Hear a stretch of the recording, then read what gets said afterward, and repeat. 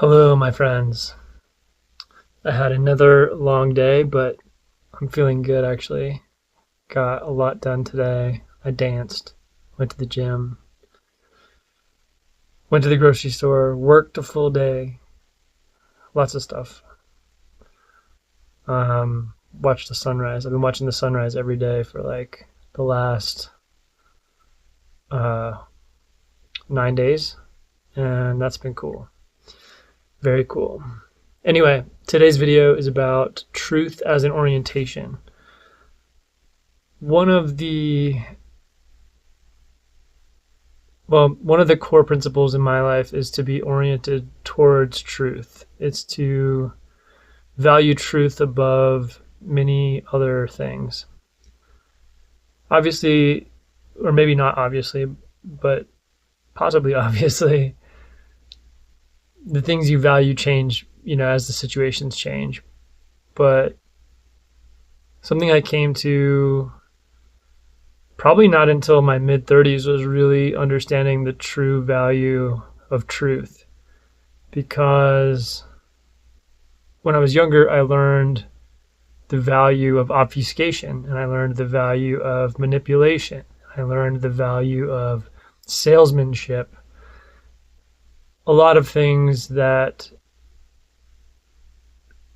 have a much looser relationship to truth. And I also was heavily influenced by existentialist authors and postmodernist thinking. And so did a lot of deconstruction of ideas. But where I'm at now, and what I'd like you to consider, is that there's something life-giving about truth, and there's something really solid about truth. And the problem is that we can never fully capture truth in language or in symbol, except through things that are like tautologies, or things that are true because of the nature of the symbolic representation. So for example, like 2 + 2 is 4. It's a truth, but it doesn't tell us anything because the truth of it is already inherent in the symbols. So when you're talking about more complicated things like organic life and the entire universe and the crazy complex, cascade of variables that we're all encountering all the time, while I do think that there is an objective reality, the problem is that we can never get it. We can never get at it with either our brains or with our symbols. Like, we're always at a distance from it. And so the best we can really hope for is to be oriented towards it, to be seeking truth. Now, of course, we could come up with simple scenarios where it's like, there could just be a fact, like I have one camera in front of me or whatever. Like, okay, fine. In that sense, we get close enough to a truth. But what I'm talking about is the more complicated parts of reality because at a certain point we're always giving up at a certain scale, right? It's like we only care about things that are context dependent. So at a certain largeness or a certain distance away from us, we just simply stop. We just give up.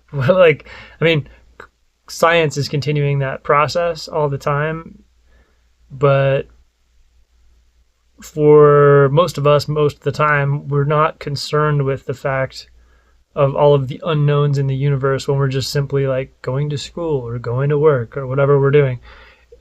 So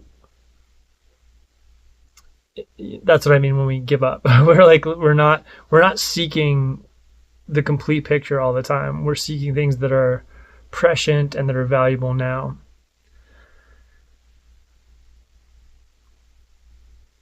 Why is this important, this idea of truth as an orientation, as opposed to, I think it's important to see it that way and to speak about it that way because it keeps you honest. It's more when you realize that nothing that can be stated in language will ever be fully true, it keeps you thinking. It keeps your brain working.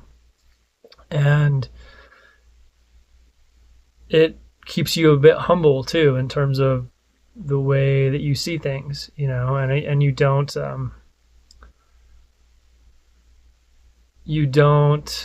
jump to conclusions as much, or you don't live as much in the prison cell of ideology. So anyway, that's just a short video for tonight. So right on. Truth. What else would I say? There's something else. Some writers that I really highly recommend who have said really smart and interesting things about this subject are Henry David Thoreau and Emerson, Ralph Waldo Emerson. Both of them, early American writers, are still super good reads in the present day and age.